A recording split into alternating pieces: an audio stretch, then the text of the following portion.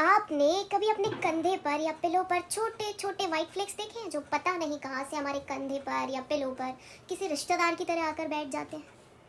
नहीं दिखे? What? तो हो सकता है कि बालों में खुजली महसूस की हो। कहीं ये डैंड्रफ तो नहीं है? अगर आप इसी सवाल का जवाब लेने आए हैं तो आप बिल्कुल सही जगह आए हैं। हेलो एवरीवन, दिस इज पूजा रघुवंशी और आज मैं आपको लेकर चलती हूँ डैंड्रफ की दुनिया में। तो डैंड्रफ क्या होता है हम सिर्फ इतना ही नहीं जानेंगे, बल्कि ये क्यों होता है और इससे कैसे डील करें, ये सब भी आज के वीडियो के बाद आप लोग समझ जाओगे। तो चलो चले मितवा। Just kidding. हमें सिर्फ क्विक फिक्स पता होने से कुछ नहीं होता। यदि हमें किसी भी प्रॉब्लम का रूट कॉज पता हो तो सोल्यूशन हम खुद निकाल सकते हैं। बालों का ड्राई होना और ड्राई फ्लेक्स का गिरना या बालों को अच्छे से ना धोने की वजह से सिर्फ ईचिंग होना, इतना ही सिर्फ डैंड्रफ नहीं है, बल्कि डैंड्रफ इससे थोड़ा डीप है और थोड़ा सा कॉम्प्लेक्स है, जिसे अब हम समझते हैं। डैंड्रफ एक ऐसी चीज है जो मोस्ट ऑफ अस फेस करते हैं। सभी के स्कैल्प में एक फंगस पाया जाता है, वैसे तो और भी बहुत सारे माइक्रोब्स पाए जाते हैं, बट एक फंगस है जो मैलासीजिया होता है, वो पाया जाता है। उसे जैसे ही ऑयल मिलता है वो ऑयल को ईट करके ग्रो हो जाता है, उसकी ग्रोथ बढ़ जाती है और जब उसकी ग्रोथ बढ़ती है तो हमें इरिटेशन होता है, जिसकी वजह से ईचीनेस और जो फ्लेक्स होते हैं वो फॉर्म हो जाते हैं। ऑयल से फंगस ग्रो होता है? आप सब ने तो भर भर के ऑयल लगाने के बारे में सुन रखा है। आप लोग सोच रहे होंगे कि ये ऑयल लगाने से मना कर रही है क्या? अब वीडियो आगे देखना चाहिए कि नहीं, क्योंकि डाउट हो रहा है ना? तो आपके इस क्वेश्चन का भी आंसर आपको ड्यूरिंग द वीडियो मिल जाएगा। तो यहाँ पे मैं बताना चाहूंगी दो स्कैल्प कंडीशंस के बारे में। ऑयली स्कैल्प होता है और ड्राई स्कैल्प होता है। बीच का भी होता है, कुछ लोगों का बैलेंस्ड होता है, ऑयली भी नहीं होता, ड्राई भी नहीं होता, बट हम उसके बारे में उतना डिस्कस नहीं करेंगे। हम ऑयली एंड ड्राई स्कैल्प के बारे में डिस्कस करेंगे। और जिस तरीके से अभी वीडियो चल रहा है, अगर मैं इस तरीके से ही आपको बताती रही ऐसा करने से ऐसा होता है, वैसा करने से वैसा होता है, तो आई थिंक मैं आपको एक साइंस टीचर वाली वाइब दूंगी और आप लोग नहीं कंटिन्यू वीडियो सुनना चाहोगे। तो हम एक काम करते हैं, हम दो कैरेक्टर ले लेते हैं मेरी। एक हो जाती है पूजा, एक हो जाती है पीहू। तो पूजा का जो स्कैल्प है वो ऑयली है और पीहू का स्कैल्प है ड्राई। दोनों ही अपने स्कैल्प के बारे में आपको डिटेल में बताएंगी कि वो क्या करती हैं, कैसे केयर करती हैं, क्यों प्रॉब्लम हो रही है उनको। तो आई थिंक आपको समझना थोड़ा आसान हो जाएगा, है ना? तो स्वागत करते हैं पूजा जी का। Thank you thank you thank you. Hello everyone, मैं पूजा और मेरा ऑयल जो है, आई मीन टू से मेरा स्कैल्प जो है वो ऑयली है। पहले तो बता दूं कि स्कैल्प अगर ऑयली है तो हेयर ऑयली हो ऐसा ज़रूरी नहीं होता है। स्कैल्प और हमारी स्किन सेम बिहेव करते हैं, ये भी स्किन ही है जो बालों के नीचे है, तो हमें ये चीज़ भी ध्यान में रखनी है। और ऑयली स्कैल्प हो सकता है और ड्राई हेयर हो सकते हैं, ऑयली स्कैल्प और ऑयली हेयर भी हो सकते हैं, तो ये चीज़ दिमाग में हमें रखनी। तो कैसे पता चलता है ऑयली स्कैल्प का? कुछ लोगों का इतना ज़्यादा ऑयली होता है कि देख के मालूम चल जाती है, शाइन दिखती है, ग्रीसीनेस दिखती है। अब जैसे मैं अपनी बात करती हूँ, क्योंकि मैं यहाँ अपनी बात करने आई हूँ, मुझे बुलाया गया है भाई। तो जैसे मैं अपने बालों में हाथ लगाती हूँ मुझे shiny shiny greasy greasy feel होता है। इट मीन्स मेरा स्कैल्प जो है वो ऑयली है। अब मेरा स्कैल्प ऑयली है तो जो फंगस है उससे मेरा ऑयल कंबाइन होगा और डेड स्किन सेल्स भी होती हैं हमारे स्कैल्प पे, स्किन पे, जो टाइम के साथ रिमूव होती जाती हैं और नई स्किन की लेयर आती जाती है, यहाँ पर भी और यहाँ पर भी। बट ऑयल की वजह से और वहाँ पे स्किन सेल्स के कंटिन्यू आने की वजह से वो नहीं निकल पाती हैं, सर्टेन रीजन से वो कंबाइन हो जाती हैं वहाँ पे और वो फंगस भी साथ में कंबाइन हो जाता है। तो मुझे फ्लेकीनेस फील होती है, पपड़ी पपड़ी बन जाती है, जैसे मैं थोड़ा कहीं खुजली चल रही, मुझे कुछ चुभ रहा है, मैं ऐसे हाथ से ऐसे निकाल दूँ। ऐसा मैं करती नहीं हूँ, मतलब आप लोग सोचेंगे कि हाँ क्या करती है। तो मेरे नेल में कुछ पपड़ी आ जाती है, फ्लेक बोलते हैं जिसे, तो वो येलो या वाइट कलर की होती है।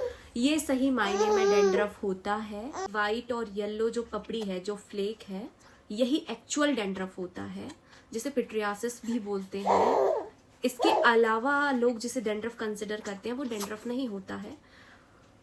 वो एक नॉर्मल कंडीशन होती है जिस पे अगर ध्यान नहीं दिया गया तो वो और वर्स्ट स्किन कंडीशन में कन्वर्ट हो जाती है, स्कैल्प डिसऑर्डर में कन्वर्ट हो जाती है।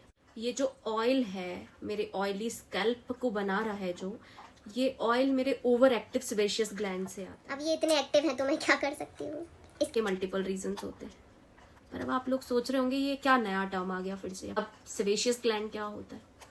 तो सेबेशियस ग्लैंड हमारी स्किन में और स्कैल्प में ग्लैंड्स होती हैं, ग्रंथियां होती हैं जिनसे ऑयल निकलता है, जिसे सीबम बोला जाता है, जो स्किन के ऊपर आकर स्किन को ड्राई नहीं होने देता है, और इसको सीबम भी बोलते हैं। और ये स्किन में मॉइस्चर बैलेंस करके रखता है।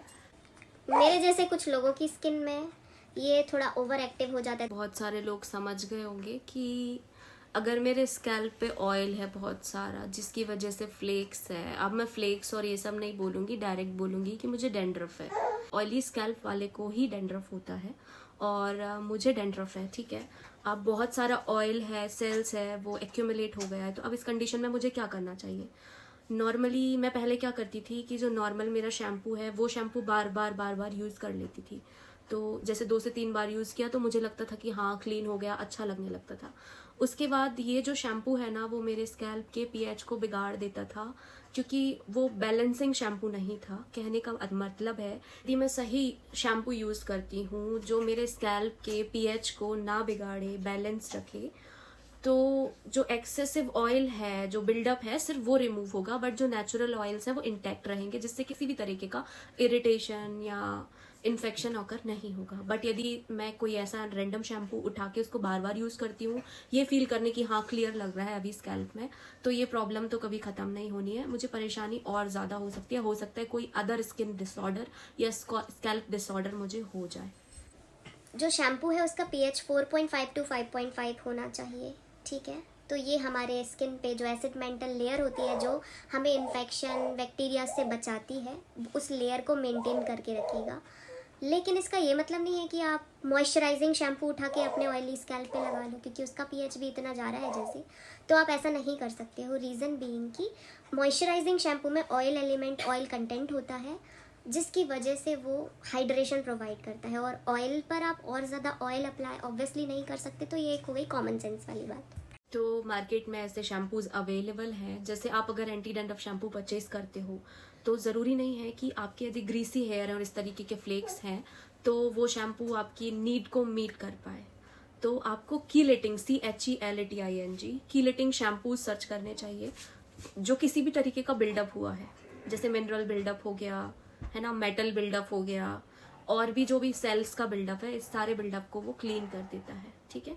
और आपको महीने में 1 या 2 बार क्लैरिफाइंग शैम्पू भी यूज़ करना चाहिए, चाहे आपका स्कैल्प टाइप कोई भी हो, क्योंकि किसी भी तरीके का एक्स्ट्रा बिल्डअप है जो इन शैम्पू से क्लियर नहीं हो पा रहा है तो वो क्लैरिफाइंग शैम्पू से डीपली क्लियर हो जाएगा। ऑयली यदि आपका स्कैल्प है तो एक चीज़ आपको हमेशा अवॉइड करनी चाहिए, वो है ऑयल। आपको ऑयल कभी भी अप्लाई नहीं करना चाहिए। तो गाइज इसी के साथ मैं बता देती हूँ की पॉइंट्स कि ऑयली स्कैल्प है अगर आपका तो आपको ग्रीसीनेस फील होगी और फ्लेक्स फील होंगे, इट मीन्स आपको डेंड्रफ है। आपको डेंड्रफ है तो आपको कीलेटिंग शैम्पूज यूज़ करने चाहिए, ऑयल नहीं लगाना चाहिए, और शैम्पू का पीएच 4.5 से 5.5 के बीच में होना चाहिए। और यदि सर्टेन कंडीशंस की वजह से, जैसे क्लाइमेट कंडीशन या जगह चेंज होने की वजह से या खाना पीना चेंज होने की वजह से आपका स्कैल्प कुछ टाइम के लिए ऑयली है जिसकी वजह से आपको इचीनेस वगैरह हो रही है, तो उस कंडीशन में आपको जैसे ह्यूमिडिटी की वजह से हो रहा है या मौसम में ड्राइनेस है उसकी वजह से हो रहा है, तो आपको आपके बाल कवर करके रखने चाहिए, धूल मिट्टी से बचा के रखने चाहिए, डाइट बैलेंस करना चाहिए। तो इस तरीके से आपको मैनेज करना चाहिए। उसके अलावा यदि आप वर्कआउट करते हो उसकी वजह से आपको पसीना आता है, ऑयलीनेस हो जाती है, तो अच्छे से हेयर को जैसी नीड है उसके अकॉर्डिंग शैम्पू यूज करना चाहिए। और हमारे हेयर की नीड, हमें हेयर कितनी बार वॉश करना चाहिए ये कोई एग्जैक्ट नहीं बता सकता नंबर में। आपके हेयर में जब प्रॉब्लम स्टार्ट होती है, आपको लगता है कि 4 दिन में प्रॉब्लम होती है, आपको इचीनेस स्टार्ट हो जाती है, तो आप 3 दिन में ही हेयर वॉश कर लो, प्रॉब्लम के होने का वेट मत करो। और इसी के साथ अब हम स्वागत करते हैं पीहू का। थैंक यू स्वागत करने के लिए। Hello everyone, this is Pihu और मेरा स्कैल्प है ड्राई। ड्राइनेस जो है वो सिर्फ शैम्पू करने के बाद यदि फील होती है तो इट मीन्स कि मैंने कोई गलत शैम्पू यूज़ कर लिया है, या शैम्पू ज़्यादा कर लिया है जिसकी वजह से ऑयल्स ख़त्म हो गए हैं और ड्राई ड्राई लग रहा है मुझे। बट यदि मुझे हमेशा ड्राइनेस फील होती है, ड्राइनेस कैसे फील होती है, एक तो ग्रीसीनेस नहीं होती, ऑयल नहीं आता, दूसरी चीज़ जो फ्लेक्स हैं वो ऐसे गिरते रहते हैं कंधे पे, तकिए पे, ये सब। तो गाइस ये डैंड्रफ नहीं है, ये नॉर्मल प्रॉब्लम है। इतने फ्लेक्स गिरते हैं कंधे पे, माथे पे भी फुंसियाँ हो जाती है उसकी वजह से। इतने होते हैं कि पाउडर लगा लो आप। गंदा जोक था। कोई बात नहीं, बैक टू द टॉपिक। अब यदि आपका स्कैल्प ड्राई हो रखा है और आपको फ्लेक्स गिर रहे हैं, ठीक है, आपने लगा लिया anti dandruff shampoo. Anti dandruff shampoo क्या करता है, नेचुरल ऑयल्स को और जो ऑयल लगे हुए हैं ऑलरेडी उनको भी, अब जिनको बहुत सारा ग्रीसीनेस है वो एंटी डैंड्रफ शैम्पू लगाएंगे तो एटलीस्ट वो एक्स्ट्रा ऑयल निकलेगा उनके स्कैल्प से। बट यदि ड्राई स्कैल्प है मेरा, वहाँ पे ऑयल ऑलरेडी नेचुरल नहीं है, सेबेशियस ग्लैंड जो है वो अंडर एक्टिव है, ज़्यादा ऑयल प्रोड्यूस नहीं कर रही है, जिसकी वजह से मेरी स्किन, मेरा स्कैल्प ड्राई है, और मैं कोई ऐसा शैम्पू लगा दूँ जो ऑयल्स को ख़त्म करता है, ऑयल है ही नहीं, ख़त्म क्या कर दे रहा है, तो वो मेरी स्किन की ये हालत करेगा ना कि मुझे सीवियर प्रॉब्लम्स हो सकती हैं, skin disorder, scalp disorder, eczema हो सकता है, सोरियोसिस हो सकता है, और भी मल्टीपल प्रॉब्लम्स हैं जो मुझे हो। तो कुछ ऐसी प्रॉब्लम्स हो जाती हैं कि आपको रेडनेस आ जाती है, रेड रेड पैचेस बन जाते हैं, कुछ लोगों को बियर्ड वगैरह वाले एरियाज पे भी हो जाता है, इधर हो जाता है, इस एरिया पे हो जाता है, बहुत ज़्यादा प्रॉब्लमेटिक हो जाता है। तो प्लीज़ कुछ भी ऐसा ना करें। मैंने डैंड्रफ रियल में किसे कहते हैं ये इसलिए बताया ताकि आप ड्राई स्कैल्प पे यदि आपको जो फ्लेक्स फील हो रहे हैं उन्हें डैंड्रफ समझ के एंटी डैंड्रफ शैम्पू यूज़ ना करने लगें। तो आई होप ये पॉइंट बहुत ज़्यादा क्लियर हो गया है। तो अब इस कंडीशन में क्या क्लेम किया जाए, ये फ्लेक्स होते क्यों हैं? तो ये जो फ्लेक्स है ना, इनको रिमूव करना है आपको, प्लस आपको ड्राई स्कैल्प की केयर भी करना है क्योंकि वो ड्राइनेस नहीं होनी चाहिए। जैसे आप ड्राई स्किन की केयर करते हो ना, नहीं तो एजिंग आने लगती है, आपको खिंचा खिंचा फील होता है, सेम आपको स्कैल्प पे भी खिंचा खिंचा फील होगा या फिर ईचिंग होगी बहुत ज़्यादा। तो इस कंडीशन में आपको क्या करना है, क्योंकि ये जो ड्राई फ्लेक्स हैं ये इसलिए हैं क्योंकि वहाँ पर जो सेल्स हैं, वो जो हमारे स्कैल्प पे बहुत सारी सेल्स हैं वो एक्यूमुलेट हो गई हैं, इकट्ठी हो गई हैं, और वहाँ पे ऑयल नहीं है तो इस वजह से वो पाउडर फॉर्म में गिरती हैं, अदरवाइज वो भी फ्लेक मतलब एक पपड़ी पपड़ी टाइप का बना लेती, ठीक है। तो उनको रिमूव करने का जो तरीका है वो तरीका है स्क्रब करना। स्क्रब करना? हाँ, स्क्रब मैं करती हूँ, मेरा स्कैल्प ड्राई है। और सेल्स को हटाने के लिए स्क्रबिंग इम्पॉर्टेंट है। स्क्रब के लिए एक सॉल्ट आता है, मैं यहाँ पर या यहाँ पर मेंशन कर दूँगी, डिस्क्रिप्शन में भी लिंक दे दूँगी उसकी। वो सॉल्ट आप हेयर में अप्लाई करके इस तरीके से सर्कुलर मोशन में शैम्पू के पहले मसाज करेंगे अपने वेट हेयर पर, बालों को गीला करके, उसके बाद आप शैम्पू करेंगे तो जो सेल्स हैं वो जो जमा हो गई हैं वो हट जाएंगी वहाँ से और शैम्पू के साथ बाहर आ जाएंगी बालों से, ठीक है। एक चीज़ हो गई ये। अब यदि आपने स्क्रब किया है तो आपको मॉइस्चराइजेशन भी करना पड़ेगा, जी हाँ, नहीं तो स्क्रब करके आप अपनी स्किन को ऐसे ही नहीं छोड़ सकते ना अनअटेंडेड। जिनका भी ड्राई स्कैल्प है उनको वैसे भी मॉइस्चराइजिंग शैम्पू ही यूज़ करना चाहिए। अगेन pH 4.5 to 5.5 होना चाहिए, लेकिन शैम्पू मॉइस्चराइजिंग होना चाहिए, नरिशिंग होना चाहिए, इस तरीके के टाइटल्स लिखे हुए आते हैं, ऑयल प्रिजर्व करे जो हेयर का, तो ऐसे शैम्पूज़ आप यूज़ कर सकते हैं। और हाँ, ड्राई स्कैल्प वाले ऑयल यूज़ कर सकते हैं, लेकिन वो ऐसे ऑयल यूज़ करें जो थिक ना हो, जैसे आप टी ट्री ऑयल यूज़ कर सकते हो, और इसमें यदि आप चाहो तो किसी और ऑयल की कुछ बूंदें मिक्स कर सकते हो, अगर आपको ऐसा कुछ लगता है तो। आप एलोवेरा यूज़ कर सकते हो अपने स्कैल्प पे, लेकिन शैम्पू के पहले। शैम्पू के अलावा कुछ भी स्कैल्प पे लगा नहीं छोड़ना चाहिए। शैम्पू के बाद सिर्फ आप कंडीशनर ही लगा सकते हो, वो भी आपको लेंथ पे अप्लाई करना चाहिए। तो आप स्क्रब करिए जो सॉल्ट बताया उससे, या फिर स्कैल्प वाले स्क्रब्स आते हैं, उसके बाद स्कैल्प के मास्क भी आते हैं नरिश करने के लिए स्कैल्प। मैं शैम्पू भी सजेस्ट कर सकती हूँ, बट इस वीडियो में यदि मैं सारा ही डिटेल लेके बैठ गई तो वीडियो बहुत लंबा हो जाएगा।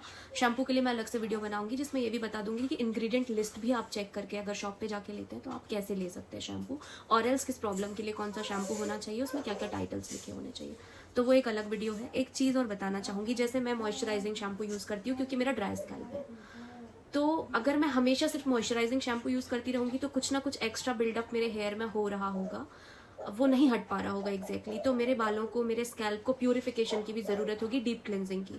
तो महीने में 1 से 2 बार या 2 से 3 बार मुझे खुद ही समझ आ जाता है, और आपको भी आ जाएगा कि आपके बालों को एक्स्ट्रा क्लीनिंग की ज़रूरत है। मॉइस्चराइजिंग शैम्पू डीपली क्लीन नहीं कर रहा है, थोड़ा बहुत बिल्डअप हो रहा है, तो आप एक क्लैरिफाइंग शैम्पू भी लेके रखें एक्स्ट्रा में। उसके अलावा मैं ये ब्रशेज, स्क्रब अगर आप नहीं भी कर पाते हो या करते हो तब भी आप शैम्पू के पहले ये ब्रशेज यूज़ कर सकते हो। आप बालों को गीला करो और सर्कुलर मोशन में ये ब्रश, इसका ये सिलिकॉन ब्रिसल्स हैं इसमें, मैं इसके बारे में आपको डिस्क्रिप्शन में दे दूंगी लिंक। अमेजन से मैंने परचेज़ किया था, इसकी वजह से मुझे बहुत रिलीफ हुआ है।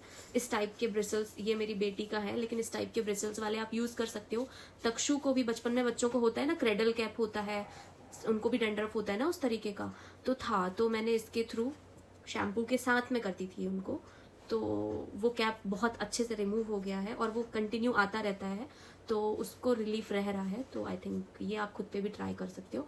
बड़ों के लिए भी इस टाइप के ब्रिसल्स वाले ब्रश आते हैं, और भी ब्रशेज होते हैं, पेडल ब्रश वगैरह, वो आप यूज़ कर सकते हो शैम्पू के साथ में। आप अपने ड्राई स्कैल्प पे एलोवेरा यूज़ कर सकते हो। आप एप्पल साइडर विनेगर से वॉश कर सकते हो अपने हेयर, ठीक है। आप बहुत कम क्वांटिटी में थोड़ा सा गुनगुना करके तेल लगा सकते हो, वो भी शैम्पू के 1 घंटे पहले। और मैं सजेस्ट करूँगी सबको कि प्लीज़ हेयर की लेंथ पे ऑयल ना लगाएं। क्यों ना लगाएं, इसके लिए भी मैं जब हेयर के बारे में वीडियो बनाऊंगी कि ये बाल कैसे बिहेव करते हैं, क्या होता है, तो आपको सब कुछ समझ आ जाएगा। फिलहाल आप इतना ही ध्यान रखें कि लेंथ पे प्लीज़ ऑयल ना लगाएं। फाइनली हम कुछ पॉइंट्स डिस्कस कर लेते हैं। ये ड्राई स्कैल्प के बारे में हमने क्या बात की है। स्कैल्प पे ऑयल की कमी होती है, सिवेशियस ग्लैंड्स अंडर एक्टिव होती हैं, ठीक है, जिसकी वजह से हमें मॉइस्चराइजिंग शैम्पू यूज़ करने की ज़रूरत होती है। हमें सेल का एक्यूमुलेशन हटाने के लिए स्क्रब करने की नीड होती है ड्राई स्कैल्प पे, और यदि हम स्क्रब यूज़ कर रहे हैं तो हमें मॉइस्चराइजेशन करना होगा। जो हम हेयर मास्क आता है, स्कैल्प वाला मास्क आता है, उससे भी कर सकते हैं। उससे बहुत अच्छे से हाइड्रेट हो जाएगा हमारा स्कैल्प और धीरे धीरे स्कैल्प कंडीशन भी अच्छी हो जाएगी। और एल्स हमें मॉइस्चराइजेशन शैम्पू, मॉइस्चराइजिंग शैम्पू तो यूज़ करना ही करना है। तो ये हो गई चीज़ें कुछ। इसके साथ ही मैं आज का अपना ये वीडियो ख़त्म करती हूँ। आप लोगों को जो भी डैंड्रफ से रिलेटेड या हेयर प्रॉब्लम से रिलेटेड क्वेश्चन है, प्लीज़ वो सारे क्वेश्चंस कमेंट में मेंशन कर दें। हो सकता है विद टाइम में उन क्वेश्चन के आंसर से रिलेटेड उन सारे क्वेश्चन को आंसर करते हुए एक अलग से वीडियो लेकर आ जाऊँ। तो चलती हूँ अपना टाइम देने के लिए। Thank you so much, bye bye, नमस्ते।